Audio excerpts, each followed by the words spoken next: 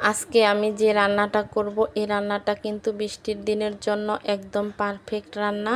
এরকম একটা খাবার যদি দুপুরবেলা থাকে বৃষ্টির দিনে তাহলে তো কোনো কথাই নেই, খাবারটা পুরো জমে যাবে। এই তো এখানে আমি বেশ কিছু পরিমাণ আতপ চাল নিয়েছি, চালগুলোকে সুন্দর করে ধুয়ে পরিষ্কার করে নিয়েছি। চুলায় একটা পাতিল বসিয়ে চালগুলোকে দিয়ে দিয়েছি। এখন এর উপরে আমি সব ধরনের মশলা দিয়ে দিব।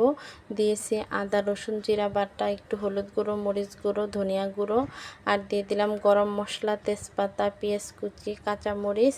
এখন দিব পরিমাণ মতো লবণ আর সরিষার তেল দিয়ে আমি এটাকে সুন্দর করে হাত দিয়ে মাখিয়ে নেব। এই তো হাত দিয়ে মাখিয়ে আমি এখানে যতটুকু পানি লাগবে ততটুকুই কিন্তু আমি গরম পানি ব্যবহার করেছি। আর এই রান্নাটা কিন্তু গরম পানি দিয়ে করলেই ভালো হয়, কারণ যেহেতু আতপ চাল এটা তাড়াতাড়ি বলক আসবে এবং কি হয়েও যাবে। এই তো আমি যতটুকু পানি লাগিয়ে দিয়ে দিয়েছি। এখন এই রান্নায় দেখেন বলক এসে গেছে, প্রায় হয়েই গিয়েছে। এখন আমি এর উপরে একটা সুন্দর করে বাগার দিয়ে দিব। এই তো বাগার দেওয়ার জন্য আমি কড়াইয়ে কিছু পেঁয়াজ কুচি দিয়ে আর কিছু দিয়েছি আস্ত জিরা দিয়ে আমি একটা সুন্দর করে বাগার দিয়ে দিলাম। এখন বাগারটা এর উপরে ঢেলে দিব, দিয়ে এখন সুন্দর করে মিক্সড করে নিব। এখন এর উপরে কিছু ভাজা জিরার গুঁড়া দিয়ে দিব।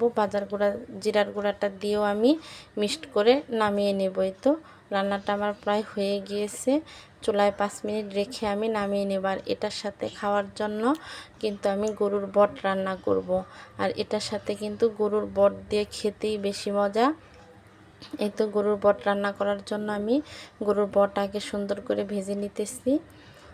আর আমরা কিন্তু গরুর বট আগে ভেজে তারপরেই রান্না করি। এভাবে রান্না করলে কিন্তু বটের যে একটা গন্ধ সেটা কিন্তু থাকে না। এই তো বট রান্না করার জন্য বাগার দিয়ে আমি কিন্তু এখানে সব ধরনের মশলা দিয়ে দিয়েছি। মশলাটাকেও সুন্দর করে কষিয়ে আমি এর উপরে বটগুলো দিয়ে দিলাম। আর বটের সাথে আমি একটা আলু দেব, সেজন্য আলু কুচি করে কেটে রেখেছিলাম, এগুলো দিয়ে দিলাম। দিয়ে আমি একত্রে একটু হালকা কষিয়ে নিব। কষিয়ে অল্প একটু পানি দিয়ে বটটাকে আমি রান্না করে নেব। মাঝারি আছে আমি চুলার উপরে বটটা অনেক সময় রেখে দেব যাতে ভাজা ভাজা হয়। আর বট রান্না তো আমরা কম বেশি সবাই জানি। এই তো চুলা কিন্তু আমি অনেক সময় বটটাকে বসিয়ে রেখেছিলাম ভাজা ভাজা হওয়ার জন্য। এই তো আমার বট রান্নাটাও প্রায় শেষ। আর আজকে আমি যে রান্নাটা করলাম এই রান্নাটা সাধারণত আমরা বাড়িতেই অনেক খেয়েছি। আর এই কুরবানি ঈদের পরে কিন্তু এই বট দিয়ে এই রান্নাটা আমরা সবসময় খেতাম মায়ের হাতে, সেজন্য আজকে আমি নিজেই রান্না করলাম এই বৃষ্টির দিনে খাওয়ার জন্য। এই তো আমার খাবারটাও রেডি। আজকে রান্নাটা কেমন হয়েছে সবাই জানাবেন। আল্লাহ হাফেজ, সবাই ভালো থাকবেন।